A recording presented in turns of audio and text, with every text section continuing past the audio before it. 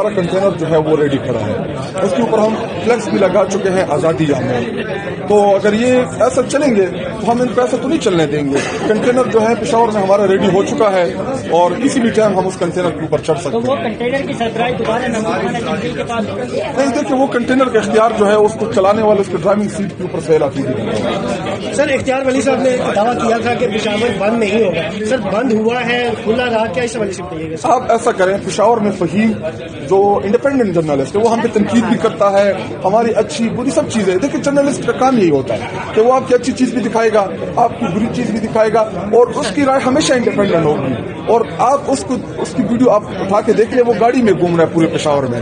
उसने इंडिपेंडेंटली पूरे पेशावर का दौरा करके पूरे पाकिस्तानी कौम के सामने दिखाया कि पेशावर की आवाम ने, पेशावर के दुकानदारों ने, पेशावर के जितने भी कारोबारी तबका था उन्होंने तहरीक इंसाफ, तहरीक तहफ़्फ़ुज़ पाकिस्तान के कॉल के ऊपर लब्बैक कहा। और कारखानों मार्केट आप किसी से भी जाके पूछ ले पेशावर में, उसको बंद करना इंतहाई मुश्किल है। और जब सीजन चल रहा हो सर्दी का, क्योंकि वहाँ पे गारमेंट्स का ज्यादा कारोबार चलता है, तो अगर उन्होंने इतवार के दिन अपनी दुकानें बंद कर दी तो आप इससे कामयाबी का अंदाजा लगा सकते हैं। बसंत पर क्या कहेंगे? कल 2-3 दिन बसंत मनाई गई। बसंत तो कबल अज़ वक्त बसंत था, कबल अज़ वक्त इन्होंने हमारे एहतजाज के डर से अनाउंस किया।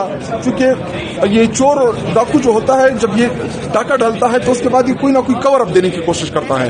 8 फरवरी को इन्होंने लाहौरियों का, लाहौर की आवाम का मैंडेट चुराया, फार्म 47 के जरिए पंजाब के ऊपर एक गैर मुंतखब शुदा खातून को मुसल्लत कराया।